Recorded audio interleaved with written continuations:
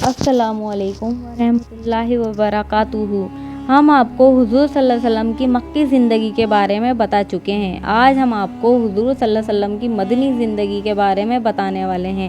نبوت کے 13 سال بعد جب آپ کی عمر 53 سال ہو گئی تھی، آپ مدینہ پہنچے۔ مدینہ کا ہر آدمی خواہش رکھتا تھا کہ آپ اس کے یہاں پدھاریں۔ آپ کے لیے یہ فیصلہ کرنا مشکل ہو گیا کہ کس کی بات قبول کریں اور کس کی نہ کریں۔ اس لیے آپ نے فرمایا، میری اونٹنی کو چھوڑ دو، یہ اللہ کے حکم سے جہاں بیٹھ جائے گی میں وہیں ٹھہروں گا۔ اونٹنی گھومتی ہوئی ابو ایوب کے دروازے پر رک گئی۔ آپ صلی اللہ علیہ وسلم اس سے اترے اور وہاں ٹھہر گئے۔ وہاں کچھ کھلا میدان تھا جسے کھلیان ہوتا ہے، جہاں لوگ کھجور سکھایا کرتے تھے۔ آپ نے پوچھا، یہ کھلیان کس کا ہے؟ بتایا گیا، بنو نجار کے 2 یتیم بچوں کا۔ آپ صلی اللہ علیہ وسلم نے اس کو خرید کر وہاں مسجد بنانے کا حکم دیا اور مسلمانوں کے ساتھ آپ نے خود بھی مسجد بنانے میں مدد کی۔ مدینہ کے رہنے والے نے مکہ سے آنے والے مسلمانوں کی پوری مدد کی، جس کی وجہ ان کا نام انصار پڑ گیا، یعنی مددگار۔ آپ صلی اللہ علیہ وسلم نے مکہ سے آنے والوں کی مشکل اس طرح دور کی کہ مکہ سے آنے والوں کو مدینہ والوں کو سونپ دیا اور کہا، جاؤ، آج سے تم دونوں بھائی بھائی ہو۔ مدینہ والے انصار کہلائے اور مکہ والے مہاجر، یعنی اللہ کے مارگ میں گھر بار چھوڑنے والے کہلائے۔ انصار نے انہیں بڑی خوشی سے اپنا بھائی بنا لیا۔ وہ انہیں اپنے گھر لے گئے اور اپنا گھر، اپنا سامان اور کھجور کے کھیت سب کا آدھا کر اپنے مہاجر بھائیوں کو سونپنے کے لیے تیار ہو گئے۔ تواریخ میں یہ بھی لکھا ہے کہ ایک انصاری سعد بن ربیعہ کی 2 بیویاں تھیں، تو انہوں نے اپنے مہاجر بھائی سے کہا، ان دونوں میں سے تمہیں جو پسند ہو میں اسے طلاق دے دیتا ہوں، تم اس سے شادی کر لو۔ لیکن عبد الرحمن نے دعا دے کر کہا، مجھے تو تم بس بازار کا راستہ دکھا دو۔ اور پھر وہ کاروبار کرنے لگے، کیونکہ وہ ایک کاروباری تھے۔ بعد میں انہوں نے اپنی کمائی سے ایک انصاری عورت سے شادی کی۔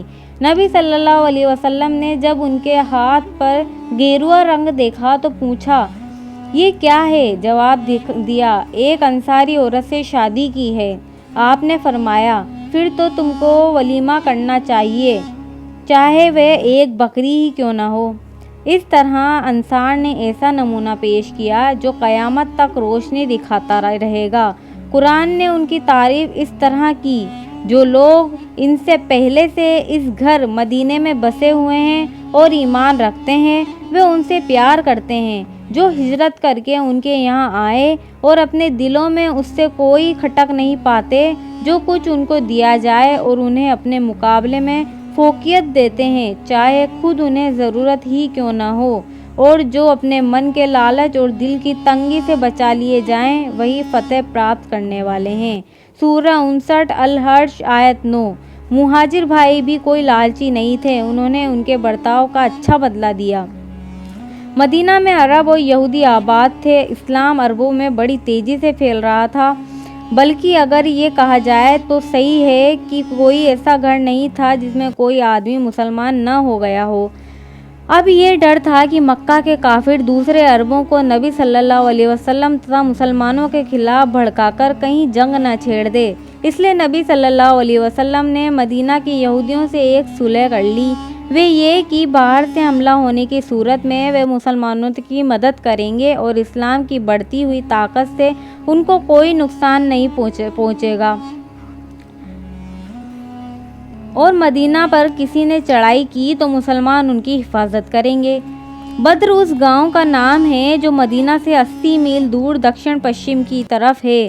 مسلمانوں اور کافروں کے بیچ پہلی جنگ اسی جگہ پر سن 2 ہجری میں ہوئی۔ مکہ کے اسلام مخالفوں نے اسلام اور مسلمانوں کو ختم کرنے کے لیے مدینہ پر حملہ کر دیا اور مسلمان اس جنگ میں کامیاب ہوئے، لیکن اس جنگ نے دوسرے عربوں کو چوکنا کر دیا اور اسلام کی بڑھتی ہوئی طاقت سے وہ لوگ بوکھلا گئے۔